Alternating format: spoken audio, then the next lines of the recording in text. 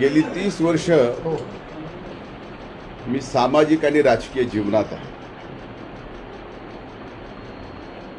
आणि जसं जमेल तसं समाजातील विविध घटकाची जेवढी कामं आपल्याला करता येतील तेवढी कामं करत आज इथपर्यंत आलो आहे। खरं तर स्वर्गीय गोपीनाथरावजी मुंडे साहेबांची आणि स्वर्गीय अण्णांचे संस्कारातून मी या ठिकाणी घडलो आहे। जात पात धर्म पाळायचा नाही ही शिकवण मला स्वर्गीय मुंडे साहेबांनी आणि अण्णांनी दिलेली आहे।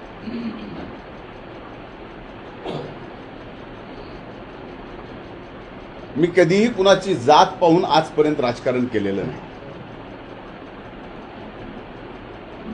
माझ्या स्वतःच्या ज्या जातीत मी जन्माला आलोय त्याच्यापेक्षा जास्त वेगवेगळ्या जातीतले माझे मित्र परिवार आणि माझे सहकारी आहेत। 2002 ला ज्यावेळेस मला पहिल्यांदा जिल्हा परिषदेच्या सदस्य म्हणून निवडून यायची संधी मिळाली आणि मी सभागृहात गेलो त्यावेळेस पहिल्या बैठकीत मराठा समाजाला आरक्षण मिळालं पाहिजे असा ठराव बीड जिल्हा परिषदेमध्ये मी घेतला आणि महाराष्ट्रातली ती पहिली जिल्हा परिषद होती की ज्यामुळं त्या एका ठरावावर राज्यातील वेगवेगळ्या जिल्हा परिषद नगरपंचायत नगरपालिका महानगरपालिका पंचायत समिती ग्रामपंचायतीपर्यंत एक नवीन चळवळ उभी राहिली आणि मराठा आरक्षणाचे ठराव प्रत्येक ठिकाणी होऊ लागले। ज्या ज्या वेळेस या महाराष्ट्रात या परळीत मराठा समाजाच्या आरक्षण त्याची आंदोलनं झाली त्या प्रत्येक आंदोलनात मी स्वतः सहभागी होतो। अगदीच काय लोकसभेची निवडणूक झाल्यानंतर परळीमध्ये जे मनोज जरांगेंचं आंदोलन झालं त्या आंदोलनाला जागा देण्यापासून पाणी देण्यापासून आंदोलनाला येणाऱ्या अनेक सहकाऱ्यांना वाहनं देण्यापर्यंत आम्ही या ठिकाणी मदत केलेली आहे। माझ्या सर्व सहकार्यांनी केलेली आहे। समाजाच्या लढ्याचे नेतृत्व करणारे त्या काळात स्वर्गीय अण्णासाहेब जावळे स्वर्गीय विनायकराव मेठे छत्रपती संभाजी महाराज यांच्या सोबत खांद्याला खांदा लावून मराठा आरक्षणाच्या लढाईत मी उतरलेलो आहे। जगात 58 मराठा लाख मराठाचे मोर्चे निघाले, एक आदर्श जगात घडवला। त्या मोर्चामध्ये मुंबईच्या मोर्चात मला सहभागी होता आलं आणि त्या मोर्चामध्ये जर बोलायचं असेल तर बोलण्याची संधी सुद्धा त्या ठिकाणी मला दिली गेली होती। मी 5 वर्ष राज्याचा विरोधी पक्ष नेता म्हणून काम केलं। 5 वर्षाच्या त्या काळात जेवढी आंदोलनं झालं तेवढे दिवस मी सभागृह बंद केलं आणि नुसतं सभागृह बंद केलं नाही तर नरड्यातून रक्त पडेपर्यंत मराठा समाजाला आरक्षण मिळालं पाहिजे याच्यासाठी आवाज उठवला, सभागृहात उठवला आणि त्याचे पुरावे आजही विधिमंडळामध्ये विधिमंडळाच्या लायब्ररीत आहे। आणखीन एक महत्वाची गोष्ट सांगतो। नगर जिल्ह्यामध्ये एक बलात्कार झाला होता कोपर्डीला। त्यावेळेस तिथं कुणीही गेलं नव्हतं। अल्पवयीन मुलीवर बलात्कार झाला। मी स्वतः पहिल्यांदा गेलो। अधिवेशन चालू होतं दुसऱ्या दिवसापासून ते सर्व आरोपी अटक करेपर्यंत अधिवेशन सुद्धा चालू दिलं नाही। ही मराठा समाजाच्या प्रती आमची प्रामाणिक निष्ठा आहे।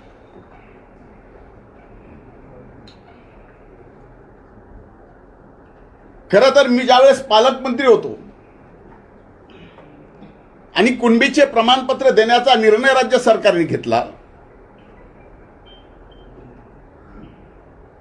त्यावेळेस 80,000 कुणबीचे प्रमाणपत्र आपल्या या बीड जिल्ह्यात मिळालेले आहे. त्याचं रेकॉर्ड सुद्धा आहे, तेही आपण तपासून पाहू शकता.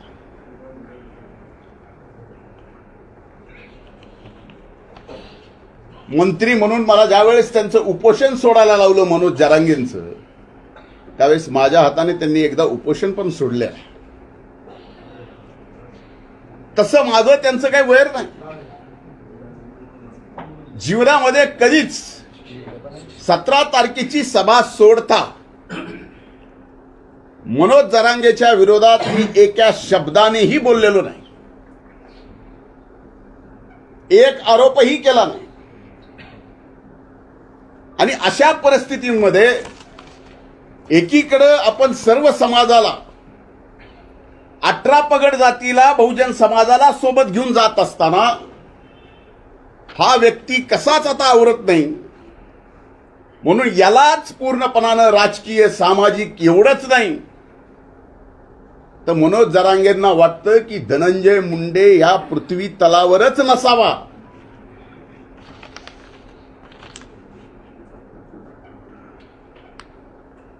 यासाठी ही धडपड आहे. मी 17 तारखेच्या सभेत सुद्धा त्यांना 2च प्रश्न विचारले होते. त्या 2 प्रश्नाचे उत्तर आतापर्यंत या ठिकाणी मिळालेले नाहीत. माझी विनंती आहे माध्यमांना की हे 2 प्रश्न पुन्हा एकदा आपण विचारा. आपण लोकशाहीचे 4था स्तंभ आहात. मी पहिला प्रश्न विचारला होता की मराठा समाजाला खरंच ओबीसी मध्ये जाऊन फायदा आहे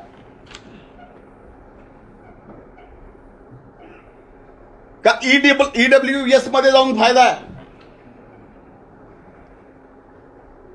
आणि याचं खरं भरं 12.5 कोटी जनतेच्या समोर त्यांनी यावं, आम्ही येतो. महाराष्ट्राच्या जनतेच्या समोर एकदा होऊन जाऊ द्या की फायदा ईडब्ल्यूएस मध्ये, फायदा ओबीसी मध्ये. त्याचं उत्तर नाही आलं.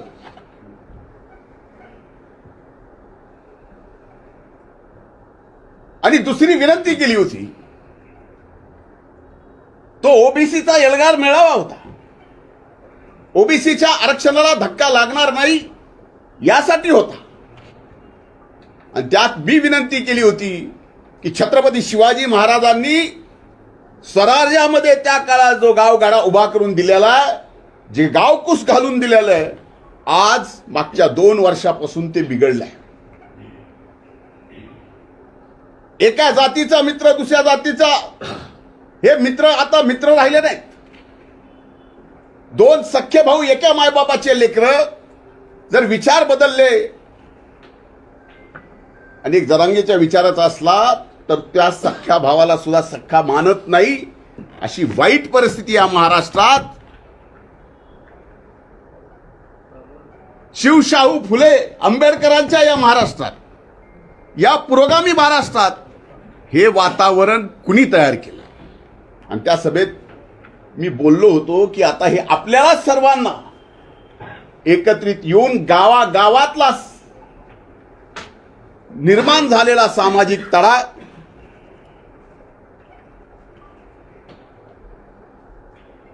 आपल्याला त्या ठिकाणी नीट घडी बसवावी लागेल. मला आजही आठवतं की या बीड जिल्ह्यामध्ये एका फोनवरून एका लोकप्रतिनिधीला एक जणांनी फोन केला आणि त्या लोकप्रतिनिधींनी सांगितलं की याला काय ग्रामपंचायतीला निवडून आलेत का जरांगे. त्यावेळेस ज्यांची ज्यांची घरं जाळली ती घरं मराठा समाजाची जाळली, ओबीसी मधल्या अनेक जणांची घरे जाळली. ही प्रवृत्ती कुणाची आहे? हे पिल्लावळे जे आता तयार झाले घर जाळण्यासाठी, कुणालाही संपवण्यासाठी, हे कुणाचे आहे? आम्ही तर असं केलं नाही. जर आम्हाला कुणी शिव्या जरी दिल्या तरी आम्ही गप्प बसतो. अरे माझे तर उदाहरण माझे सहकारी सांगतील, तलवारीनं मला मारायला आलेले ज्यावेळेस लक्षात आलं, दुसऱ्या दिवशी माझ्या घरी आले, मी त्यांची गळा भेट करून बसून त्यांना चहा पाजला. एवढे असंख्य उदाहरण आहेत. आणि आज मात्र जरांगेंनी माझ्या एकाच प्रश्नाचं उत्तर द्यावं, कधी आहे तुमची तयारी? ईडब्ल्यूएस मध्ये जास्त आरक्षण मिळतं का ओबीसी मध्ये जास्त आरक्षण मिळतं? तारीख तुम्ही सांगा, जागा तुम्ही सांगा. अख्खा महाराष्ट्र बघेल आणि एकदा दाखवून देऊ की ईडब्ल्यूएस मध्ये जास्त मिळतं का ओबीएस मध्ये जास्त मिळतं, ओबीसी मध्ये जास्त मिळतं.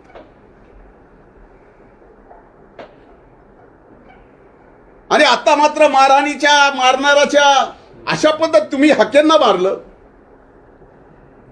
मारामारीची प्रवृत्ती कुणाची आहे? तुम्ही वाघमाऱ्यांना मारलं, तुम्ही कर्नलला मारलं. अशा किती उदाहरणं देऊ की तुम्ही एवढ्या सगळ्या लोकांना मारलं. आणि आता मात्र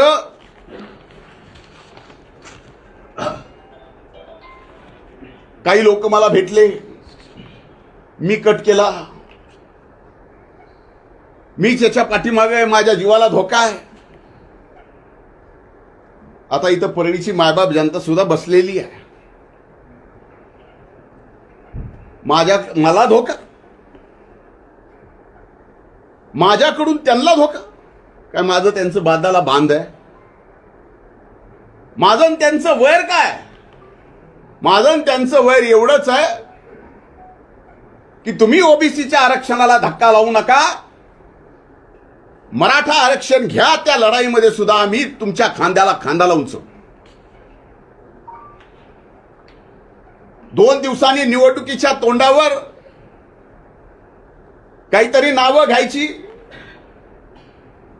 आता मी गेस्ट हाऊसला दर सोमवारी बसतो.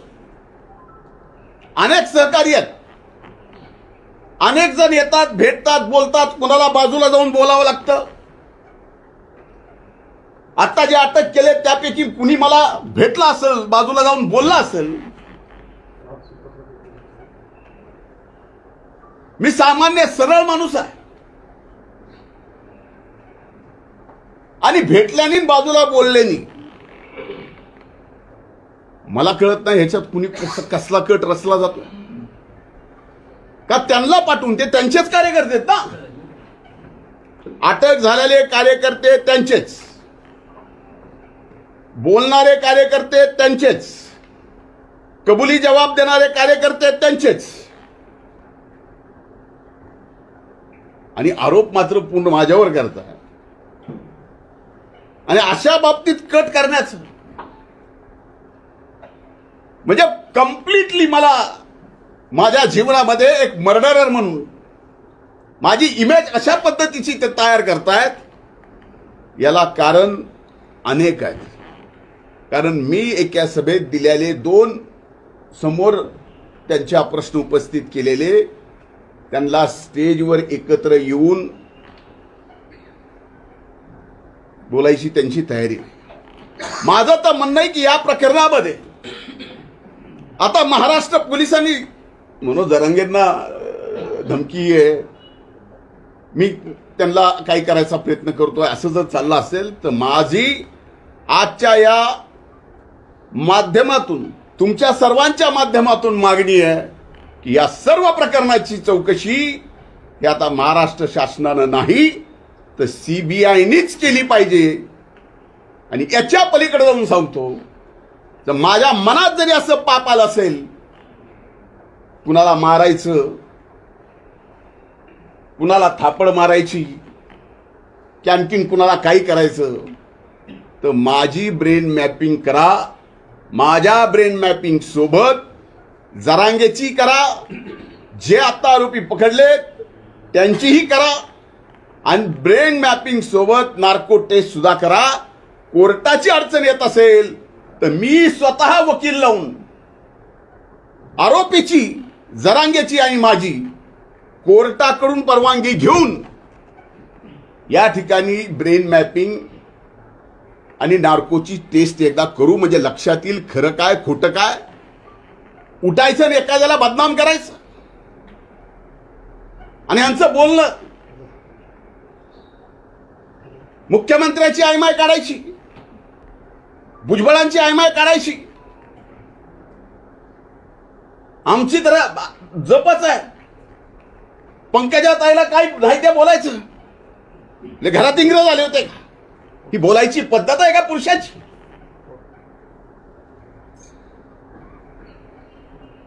आपल्यापैकी कुणाला आपल्या आई बहिणीवर जर शिवी दिली तर राग येणार नाही, पण तरी सुद्धा गप गुमान आम्ही तो राग गिळलाय.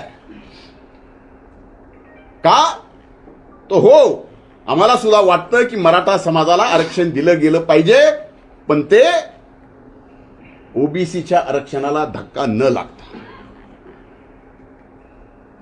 आता त्यांच्याकडे काय आहे, काय दाखवणार आहे, 4 दिवसानं काय दाखवणार आहे मलाही म्हणता येतं. माझ्याकडे काय आहे काय नाही, 4 दिवसांनी काय दाखवायचं.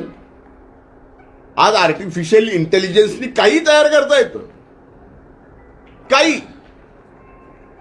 आता माझं म्हणतात फोनवर बोलणं झालं. एकमेव माझा फोन आहे जो 24 तास चालू असतो. मी का चालू ठेवतो? का माझ्या आजूबाजूला आणि ज्यांचा सगळ्यात जास्त माझ्यावर विश्वास आहे ते गरीबातले गरीब माणसं आहेत.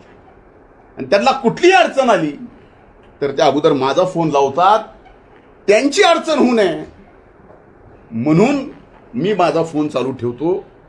सहकार्याला तर बोलतोच, पण त्यांच्या अडचणी सोडवतो. आता त्याच्यात जर मला कोणी फोन केला आणि बोलले तर याचा अर्थ त्या अर्थाने बोललो, त्यांना संपवण्याच्या ह्याच्या संबंधित बोललो. कशासाठी? आणि ह्या सगळ्या गोष्टी मनोज जरांगेजी फार महागात पडणार आहे. कर्मा रिपीट्स. जेवढं तुम्ही खोटं कराल तेवढं खोटं तुमच्या विरोधात सुद्धा फिरेल, हे लक्षात ठेवा. आणि मला संपवायचं म्हणजे का? मी त्या दिवशी पहिल्यांदा ओबीसी एल्गार, पहिल्यांदा जीवनात ओबीसीचं आरक्षण तशाला तसं राहिलं पाहिजे म्हणून मी व्यासपीठावर गेलो. कारण बाकीच्यांनी तर मला लाता हकलू बाहेर काढलं होतं. एका ठराविक जातीमधून हकलू लाता मारून, म्हणून ओबीसीच्या व्यासपीठावर गेलो. ओबीसीच्या संरक्षणाला धक्का नाही लागला पाहिजे एवढं बोललो. आणि त्याच्यासोबत आणखीन एक गोष्ट बोललो की जरांगेंच्या आंदोलनाच्या काळात जे 500 मराठा समाजाच्या बंधू भगिनींनी आपली प्राणाची आहुती दिली, हे सगळं आरक्षण जे आहे हे कसं मिळणार होतं, काय मिळणार होतं,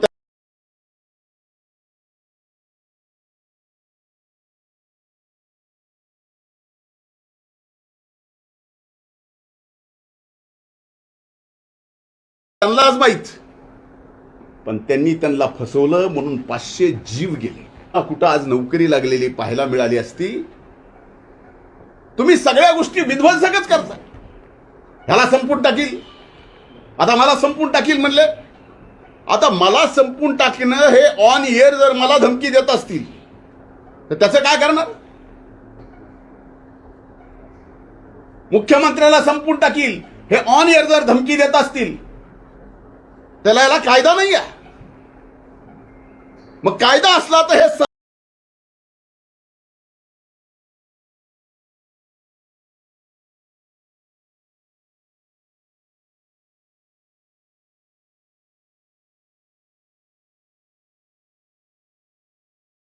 सरकार कायदा ते का वापरत नाही? परवडत नाही. आणि त्याच्या प्रेसमध्ये वारंवार मी मराठा समाजाला सांगतोय काही करू नका, मराठा समाजाला काय करू सांगतोय काही करू नका. म्हणजे काही करावं म्हणून तो आदेश होता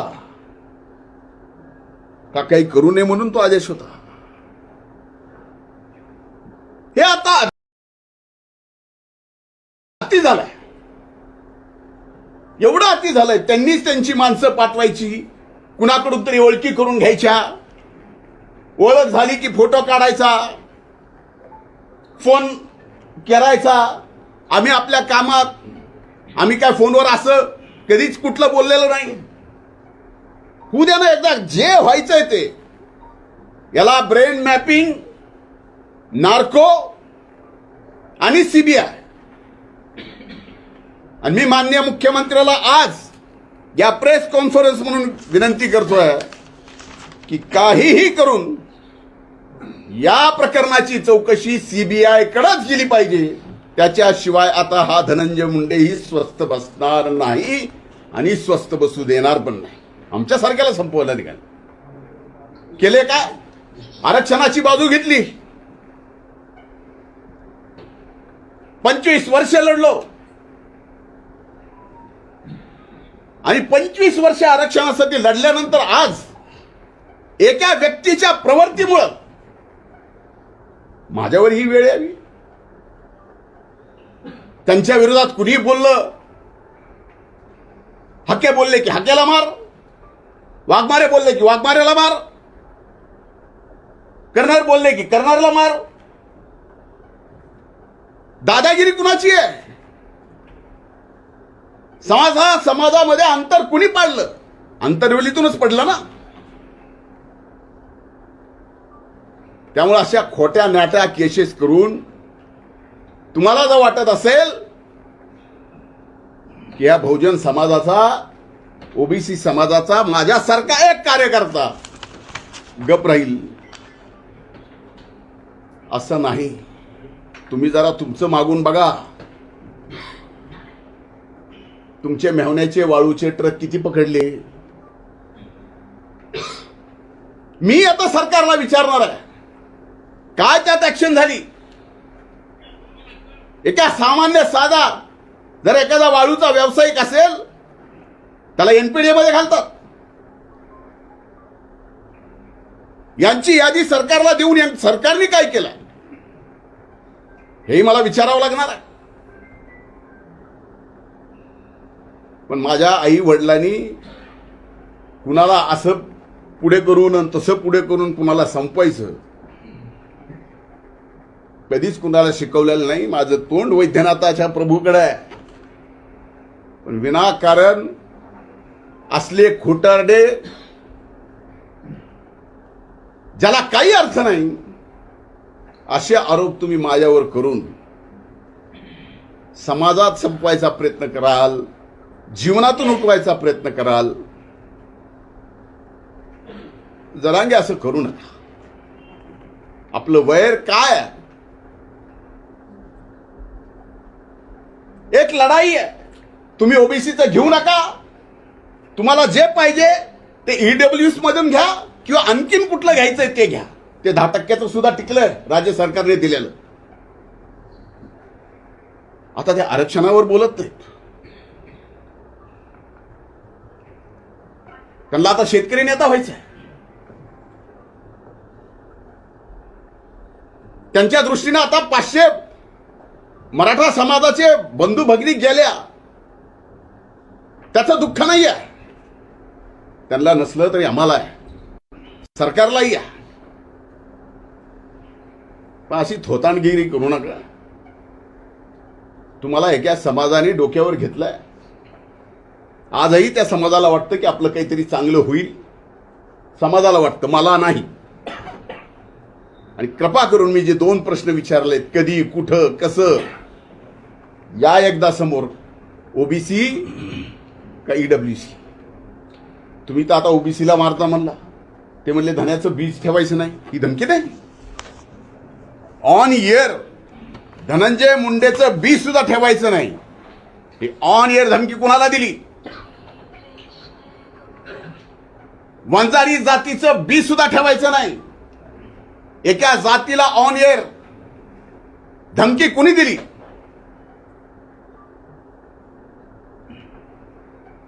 ओबीसीचे सगळे बीला बी या महाराष्ट्रातून उपटून टाका. धमकी कुणी दिली? जरांगे, जर सगळेच अधिकार तुमच्याकडे आहेत आणि सरकार जर तुमचंच ऐकत असेल तर या अख्ख्या ओबीसी समाजाला गोळ्या घाला आणि महाराष्ट्रातून संपूर्ण टाका ना. गोळ्या घाला मला, संपून टाका.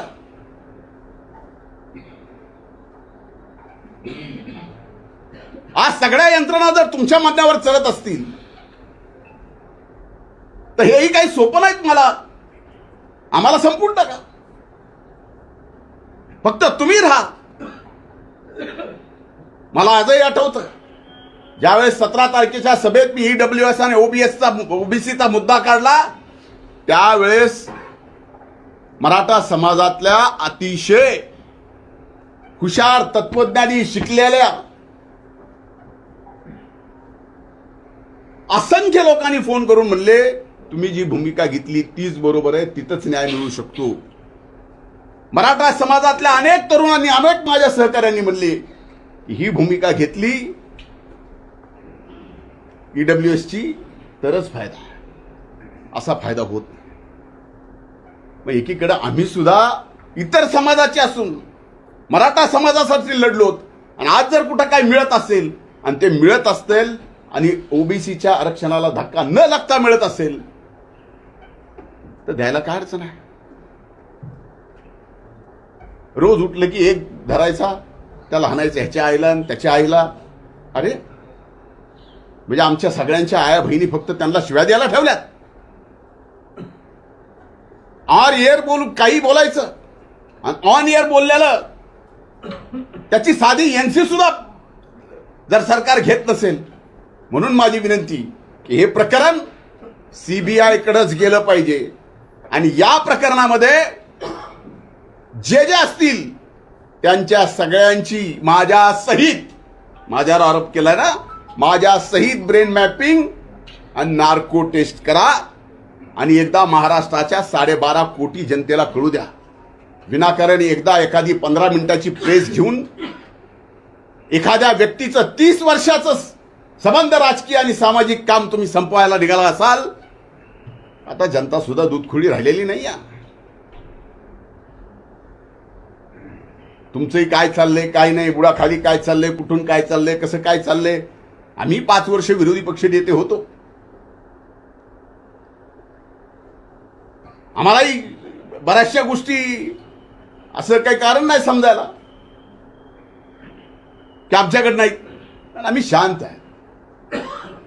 आम्हाला सबंध समाज एकत्र करायचा आहे. पुन्हा या महाराष्ट्रात शिवछत्रपती शिवाजी महाराजांचा तो गावकूस उभा करायचा आहे, म्हणून आम्ही दम धरलेला आहे. मला एवढंच बोलायचं होतं. माझं निवेदन संपलंय. धन्यवाद. भाऊ, यामध्ये त्यांनी वेगवेगळे आरोप केले. तर काही लोक नेमून गाडीमध्ये रेकॉर्डिंग करणं किंवा गाडीचं लोकेशन ट्रेस करणं असे देखील प्रकार केले जातात, असं देखील त्यांनी आरोप केला. आता मला सांगा की कुणाच्या गाडीचं लोकेशन ट्रेस करणं मला बंद पडलंय? मला काय बंद आहे कुणाच्या गाडीचं लोकेशन ट्रेस करायचं? आणि माझं काही तेच काम आहे? ह्याला आरोप मानतात ही थोतांडगिरी आहे. मी कुणाच्या तरी गाडीत मोबाईल टाकतो. अरे एवढे मोबाईल आहेत होय माझ्याकडेच का मोबाईलची फॅक्टरी आहे? अर्थहीन बोलायचं, माध्यमांनी घ्यायचं, चालवायचं, टीआरपी मिळते. आता माझ्या प्रश्न आणखीन मिळेल. कुणाला सोडलं तुम्ही? कुणालाच नाही.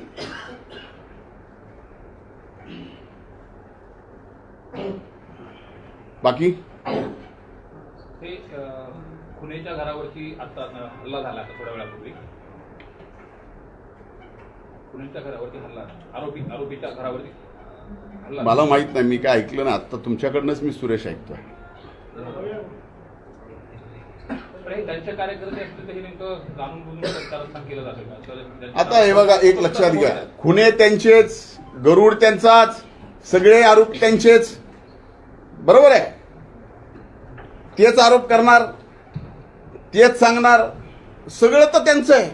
आता खुनेच्या तुम्ही म्हणताय तसं, मी तर माझ्याकडे बातमी नाही, तुम्ही म्हणताय तसं जर खुनेच्या घरावर हल्ला झाला असेल तर ते सुद्धा त्यांच्याच लोकांनी केला असेल आणि पुन्हा आमची नावं घ्यायची.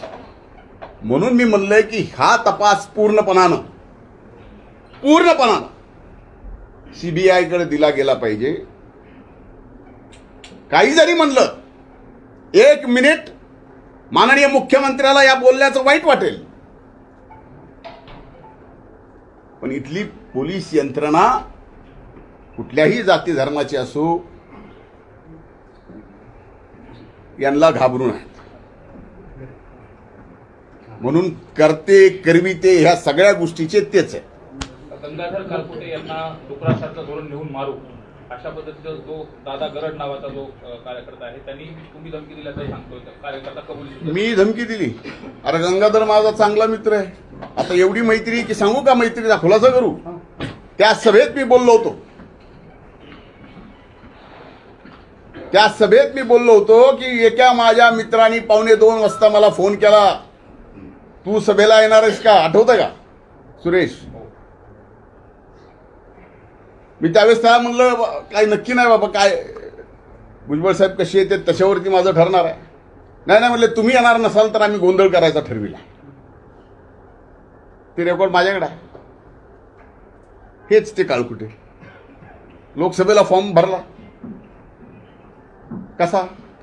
त्यावेळेस माझ्याकडे येऊन 4-4, 8-8 तास बसायचे. कसे? कशासाठी? फॉर्म भरला पण प्रचार नाही केला. आता हे एवढं आणखीन डिटेल समजून सांगणं एवढे सुरेश तुम्ही. स्थानिक स्वराज्य संस्थांची आता आचारसंहिता लागली, नगरपालिकेची आचारसंहिता लागली, आणि त्यानंतरच हा सगळा प्रकार. आता तुम्हाला याच्यातनं तरी काहीतरी समजावं की हे कशासाठी चाललंय, आणि सगळ्यांचाच टार्गेट फक्त धनंजय मुंडे का? एवढ्या जणांना आवरण नाही का काय? मी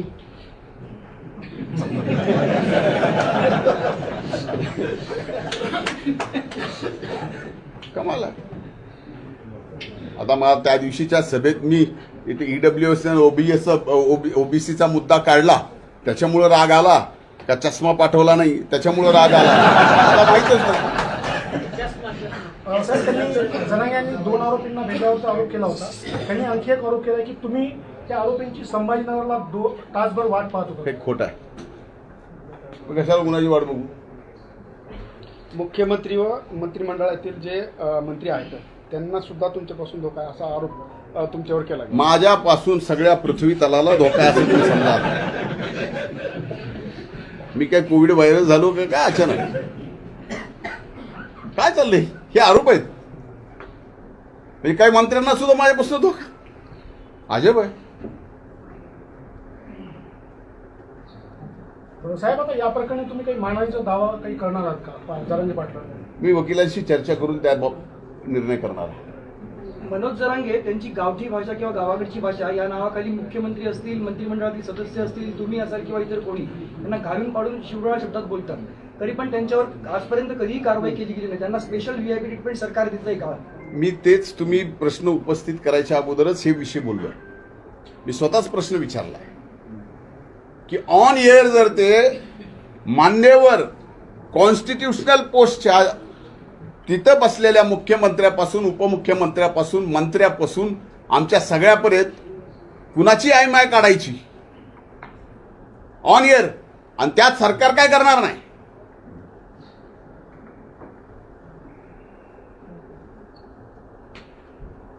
आम्ही काय एवढे बुळे नाहीत ह्या सगळ्या गोष्टी न समजायला. मंत्रालयामध्ये 75% हे वंजारा समाजाचे अधिकारी चांगले आहेत, पण 25% अधिकारी हे तुमच्या ऐकण्याचे आहेत असा जरांगे पाटलांचा. बरं, 75%ला तरी चांगले म्हणले, त्यांचे त्याबद्दल आभार.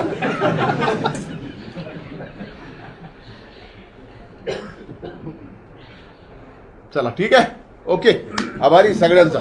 कायदेशीर हे करणार तुम्ही? कायदेशीर बाजू काय? मी म्हणलं ना की माझ्या वकिलाशी चर्चा करून मी निर्णय करणार. मला तरी चांगले म्हणले, त्यांचे त्याबद्दल आभार.